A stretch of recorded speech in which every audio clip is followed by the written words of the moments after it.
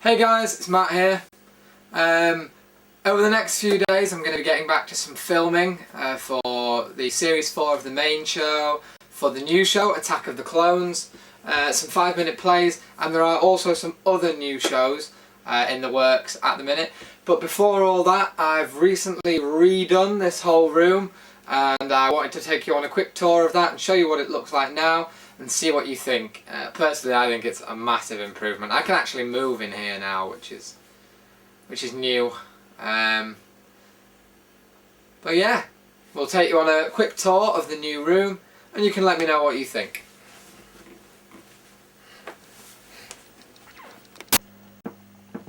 Okay, so you can see here a general glance of the room. We'll start over on this side. You can see that the sofa and the gaming chairs have now moved over here.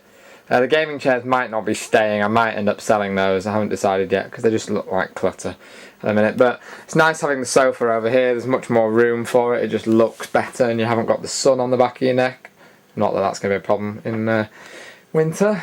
There's a few little accessory bits on the back there that I didn't have room for anywhere else. So you've got my Menacer, my silent scope gun thing, everyone's favourite plastic crap, the Interactor, my scope, and of course Spider-Man has joined us in the new home of the sofa. Over here then we have where there used to be a cupboard. Actually you can see the edge of the cupboard sticking out there. It's a long-term storage cupboard that I use for like keeping stuff that I never really need in, so there's no point it being accessible. I've decided to cover it up to make this plan work. You can see over here I have my Double Dragon fruit machine. Looks like there's a couple of dead bulbs in there actually. I'll have to get that sorted out. Great. On top of that you have the Sega Saturn arcade racer. I believe that's the Quick Shot Aviator. It's a 9-pin joystick that can be used for various 9-pin consoles. And the Sega Dreamcast wheel over there. Turning round we have a window and my lovely pixel clock that I was given as part of the Retro Gamer Forum Secret Santa. That thing's really cool. Really like that clock.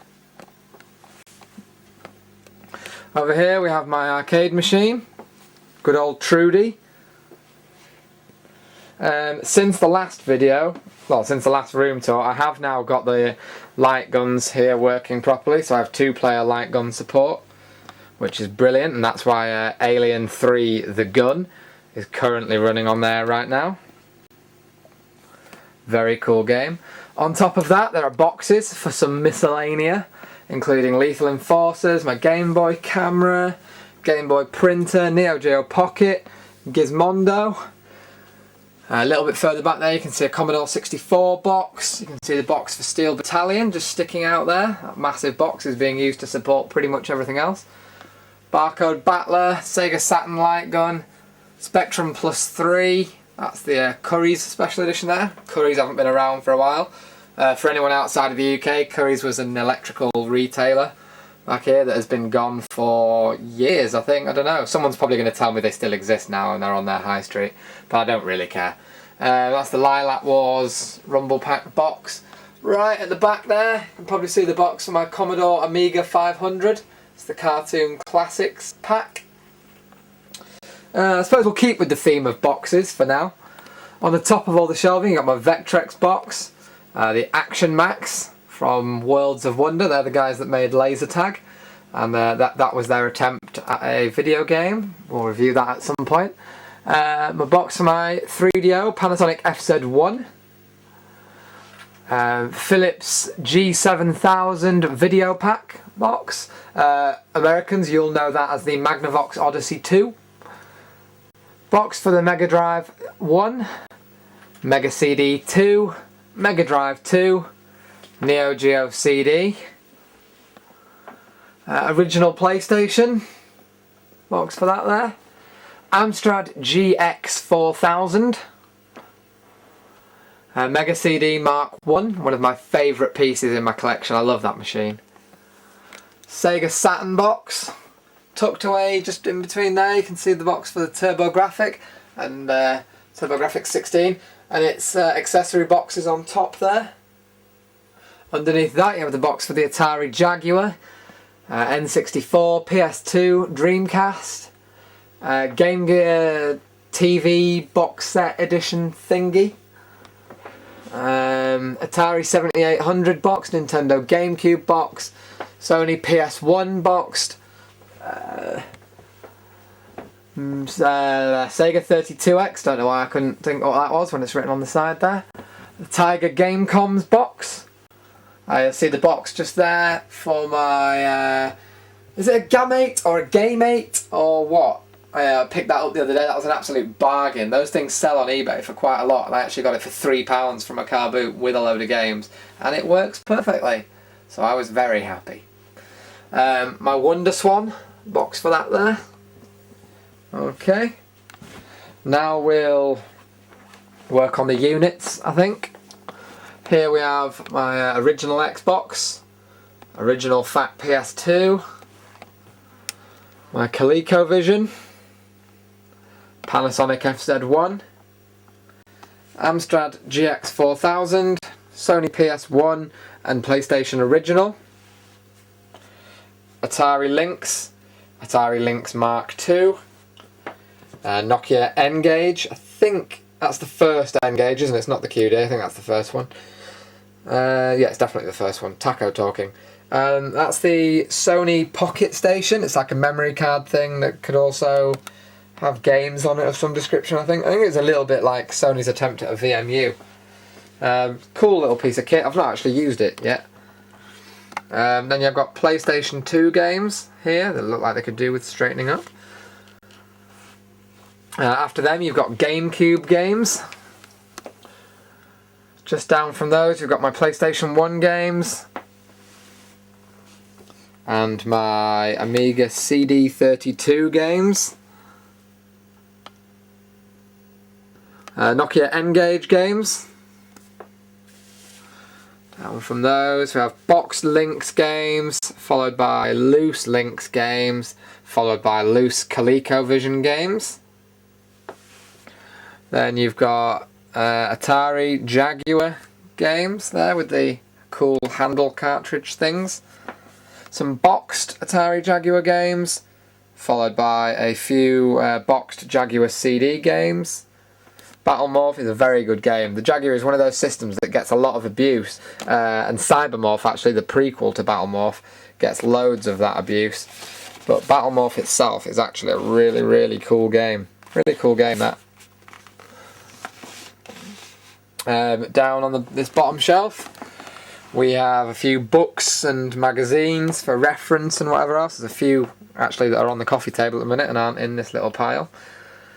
Then over here we have my Spectrum games, starting with the tape games here and then moving on to the disc based Spectrum games. Next unit we have those are my Atari ST 520, is it? I get confused about all the various numbers involved in the computers. That's games for those. Followed by 3DO games. The fantastic Star Wars Rebel Assault there, Wing Commander 3, and a few more. Just up from those, you have some Neo Geo CD games. Followed by Tatung Einstein games, such as Minor Dick there. My small collection of Neo Geo Pocket games, Neo Geo Pocket Color, sorry.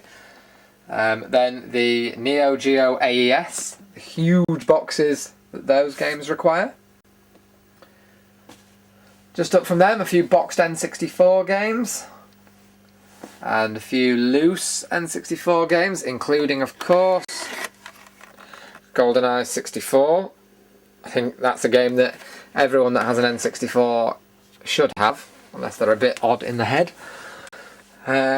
Some Super Nintendo games there. God knows why there's a Super Famicom game in the mix. God knows. Some boxed Super Nintendo games. Just up from those, you have some boxed NES games. And of course then some loose NES games. Original Xbox games.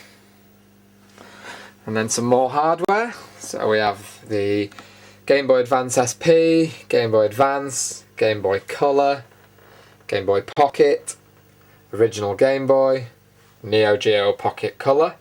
And if you can see behind those, there's a few stacks of random Game Boy games. Just up from that, the original Nintendo Entertainment System, NES, NES. Next to that, the Intellivision, with its lovely wood grain. Then just up from that is the SNES, the Super Nintendo. Next to that, the N64, which one day I'd like to have the N64 DD sitting under that, but can't really see that happening. Silver GameCube. Neo Geo CD, can't really see that very well, but it's a massive machine.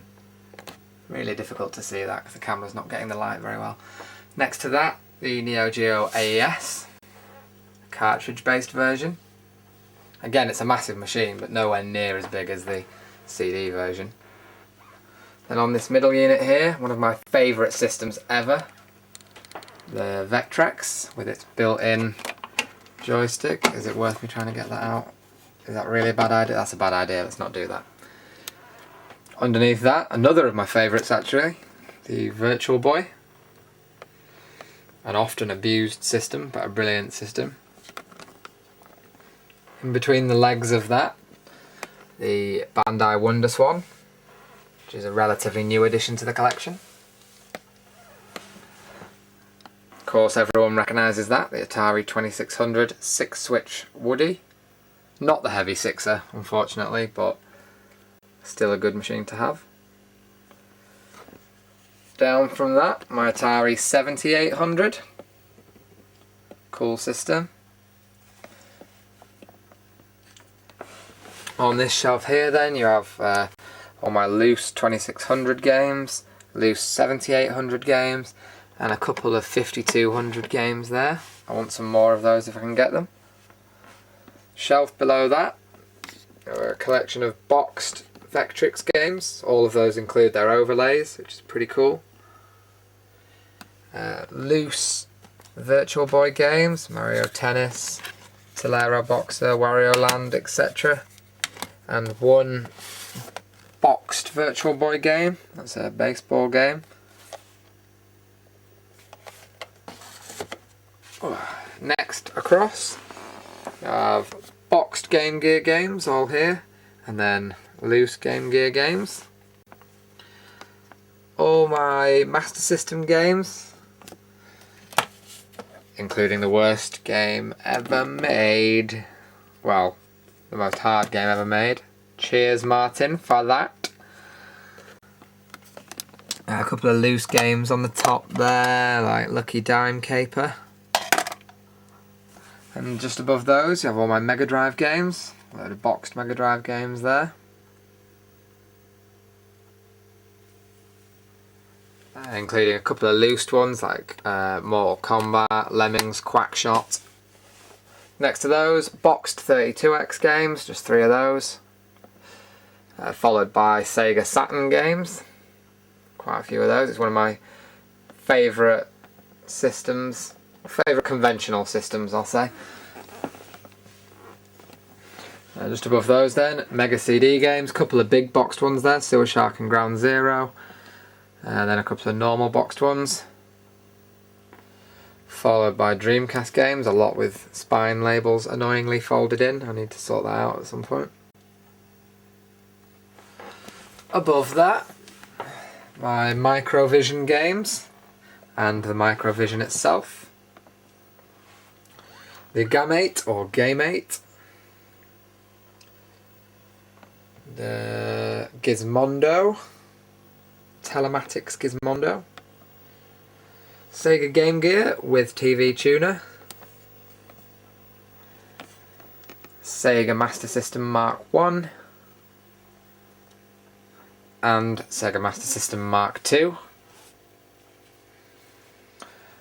Above there you have the Mark II Mega Drive with the Mark II Mega CD and the 32X. A hideous machine when it's all put together like that. Absolutely ridiculous. Why anyone would put that many add-ons on one thing is beyond me. Next to that, of course, the Mark I Mega Drive and Mark I Mega CD. Looks a little bit better, I think. Above that, you have the Sega Saturn, Sega Dreamcast, and my Jaguar with the Jaguar CD toilet drive on top. In this next unit, which is the new unit, you have a 16K rubber key Spectrum there, which actually needs repairing at the minute.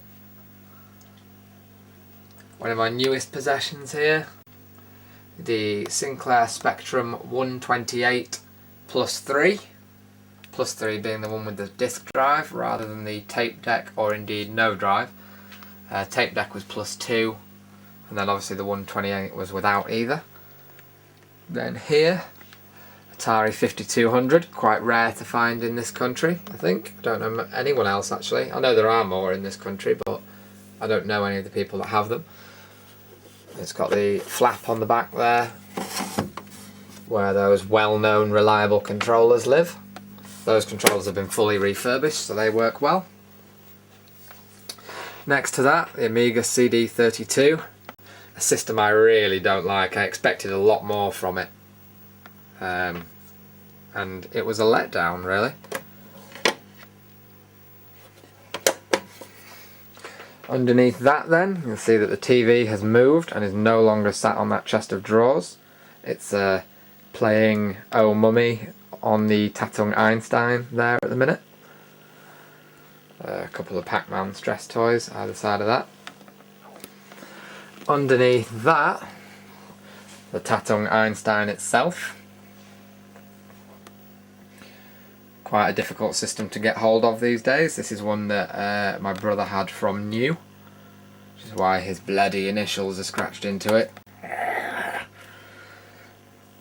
Next to that, basically all these wires here are to make it easier for me to connect systems to the TV. So you've got an aerial cable down there, a SCART input down there, power supplies in here, which is running the camera at the minute. And that's just to make it a little bit easier so I don't have to faff around at the back of the TV to make everything work. Under that you have these big storage boxes. This one's full of joysticks and light guns. You can't really see in there very well. More joysticks, controllers, accessories, like rumble pack, stuff like that. Box Jaguar controller. Can't really see in there. Underneath that you have this red box, which is full of TV cables, has a few other accessories in there, like the IntelliVoice is in there, and the manual for 5200 is in there for some reason. And in this box, which weighs an absolute ton, that's power supplies. Power supplies live in there. On the floor in front of all that, you have the Commodore 64, the bread bin style one. I've also got the, is it the Commodore 64C, which is the one that goes in the box you saw up there. Got one of those as well. Just move that out of the way. Under that you have the Atari 520 ST that I was trying to remember the name of a few moments ago. Nice system that. I definitely prefer it over this, the Amiga 500 Plus. Cool system, but I think I'm more leaning towards the Atari there.